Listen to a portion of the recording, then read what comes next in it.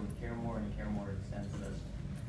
Heather mentioned our interdisciplinary care team. That's truly what makes our model spectacular.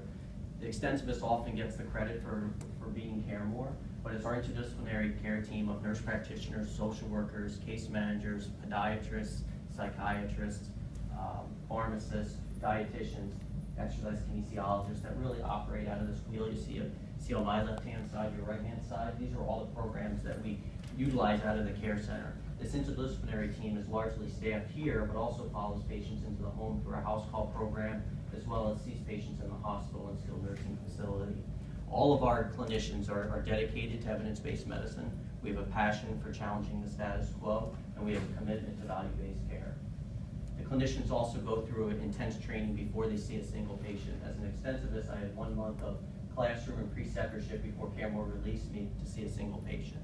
And that's because we want to focus our training on that holistic approach to healthcare that Heather was mentioning. In medical school and residency training, I received tremendous care on how to manage coronary disease. Using an example of what our country does very well is managing a 55-year-old that hits an emergency room door with chest pain. Our hospitals are tremendous at getting that patient put an angiogram, doing bypass surgery, post-surgical care in the intensive care unit, coordinating cardiac rehab at discharge. What our healthcare system is not good at is taking care of the 85-year-old with multiple chronic diseases who broke her glasses at her home, can't afford to get them repaired, and is now at high risk for a hip fracture. Or someone whose air conditioning broke down, they live in Arizona, and are at very high risk for admission due to the fact that they're on diuretics with congestive heart failure, and now they're becoming very dehydrated. Or also the elderly patient who can't afford dentures, for example, or doesn't have transportation to even get to the dentist. These are things that our model recognizes and focuses on.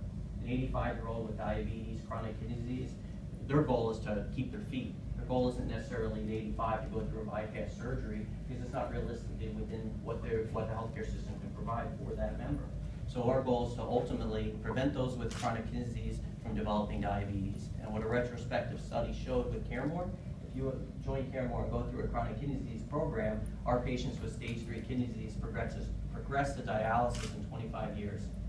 For the Medicare population with stage 3 kidney disease, they progress to dialysis in 3 years. So if you think on how you make impact on the Medicare population is to prevent them from needing dialysis. Dialysis is a 5-year lifespan. So if we prevented our patient from needing that, we extended their life, and that's ultimately our goal. The second part of my discussion would like to speak through the extensivist model. And we support our primary care network in all of our members. So if our patients are hospitalized, our extensivists, like myself, we do the hospital piece. But its majority of the care focuses on the 20% of chronically frail. This is the patient population that the extensivist will really take over as primary care manager. When those patients end up hospitalized, if you think about who would you want seeing your mother and father when they end up in the hospital is the physician who's managing them in all their chronic disease programs. So that's why we have the extensivist going into the hospital and managing the patient throughout the continuum of care. Because we know our patients, we know what their last echo showed, we know what their kidney function's like, we order much less tests in the hospital because we've already done them. So our hospital partners are very happy because we have a 30 to 40% lower variable cost of Medicare for the patients that we take care of. We coordinate discharge planning in the emergency room. So we're already finding out does the patient have home family support, do they live alone, do they have transportation needs. Those are things that need to be coordinated for every patient in the emergency room even before their hospital course has been finished. During their stay as well, we communicate with all of our specialists involved in the case by their cell phones. So we don't wait for charts to communicate. We pick up our phones and I tell my cardiologist, I have a patient here who needs a cardiac catheterization. Can you please put them on the schedule today? So even before that cardiologist came to see my patient, they already know what my goals and expectations are because I've already had that patient and family bonding and I know what the goals and cares are of my members. When our patients are transitioned to a skilled nursing facility, I follow them there too. So again, you see it's that coordination of care, clinic, hospital, post-discharge and skilled nursing facility, and all the way back again, back in the care center.